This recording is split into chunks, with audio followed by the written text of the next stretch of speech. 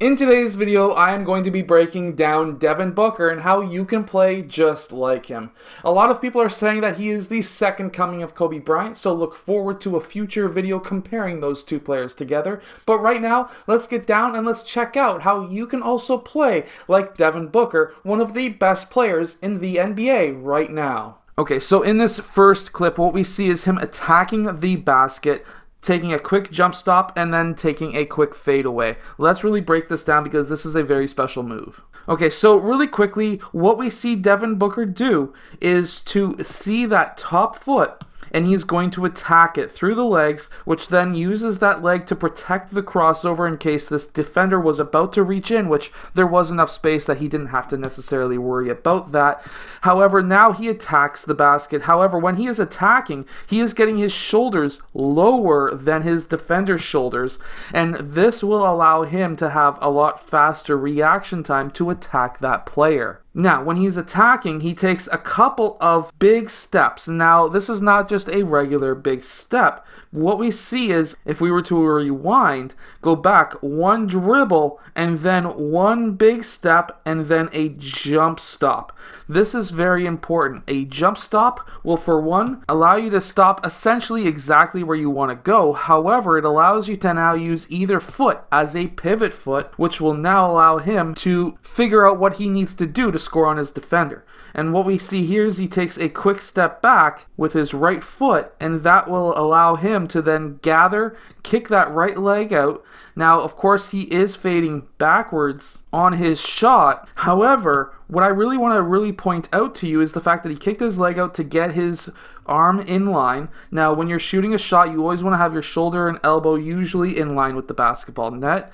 And that's what we see here. He's able to do that jump stop, take that right foot, step back, balance himself, and then jump straight up while moving backwards, being squared up towards the rim, or at least slightly angled, but taking his regular jump shot anyways.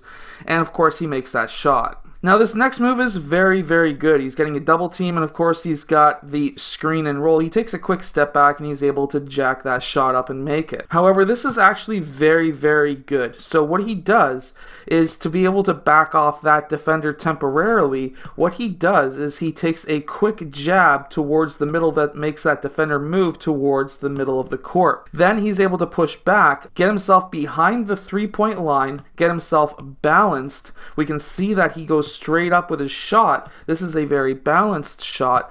The step back will do that for you, the single step back, and of course he takes that shot. He jumped straight up, straight back down. This was a perfect set shot. Now, this next one is very good court vision. So of course he's attacking the basket after that screen, and then he notices he's got three players around him. Well, guess what? What happens if you've got 2 or 3 times the players around you than what you should have? Well, guess what? You've got players open, and because of that, he's able to draw those double and triple teams and gets his teammates open for open threes. That gets him assists, and assists are just as good as scoring yourself. So here he receives the ball in this next clip, and he looks like he's about to use that screen. However, he notices that this defender is not balanced. His shoulders are way past his knees and toes, which means that his body's momentum is going to take him towards that direction. So Devin Booker decides to not use the screen so that he doesn't have a hedging defender on him, and he can just take his man one-on-one. Well, that's what he's done anyways, and he's drawn another defender. I would have liked to see Ayton squeak out towards this wing and had this player move down just a bit to get that defender out of the way, and it could have been an easy pass, but instead Ayton cut towards the rim at the same time, which of course still allowed him to get open, allowed a couple of different passing lanes to open up as well. But what we do see what Devin Booker does is he puts his man in jail, which means that he gets his man behind him.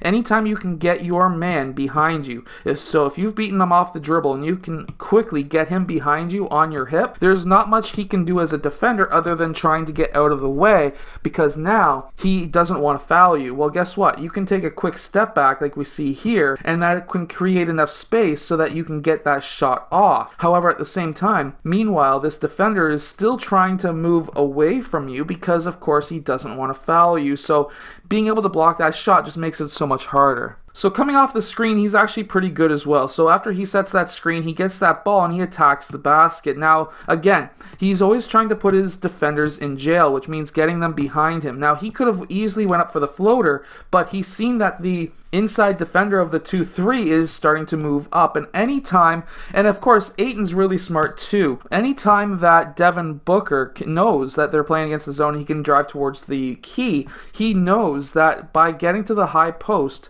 and if you've got a player in the Russian spot, or at least what us older Canadian coaches call the Russian spot. I'm not an older Canadian coach, but I've been taught by older Canadian coaches. They call that the Russian spot for good reason.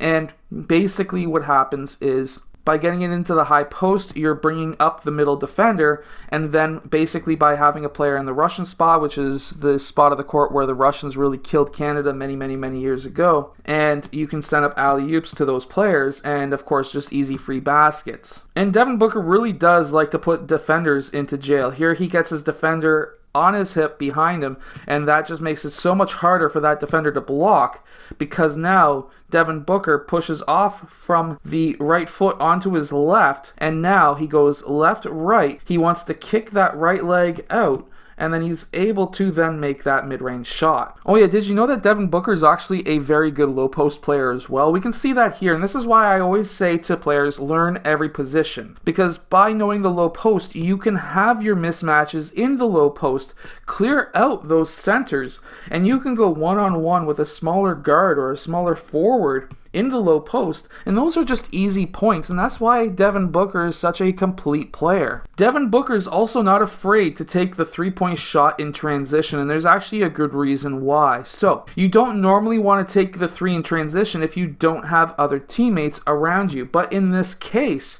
you have a 4-on-2 situation where now the game is close, you have the ability to shoot that three, it's 2.5 minutes left of the third quarter, you want to try and catch up quickly, you have enough players to get the offensive rebound, go up for that shot, and then from there, what you can see is after you take that shot, because you're on this side, the higher probability is that the ball will bounce out towards those sides.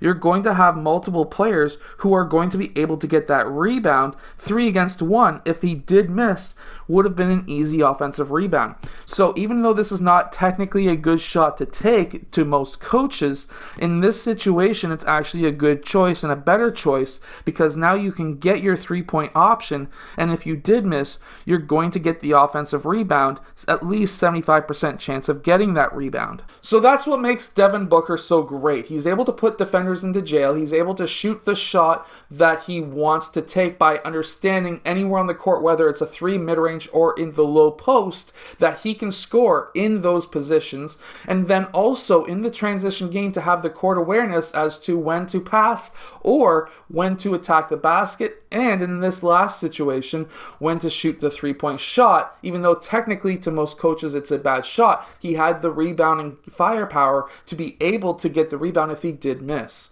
I hope that this video helps you become a better basketball player. If it does, hit that like button, subscribe, go check out all of the equipment that I use down in the description below, and I'll see you guys again next time.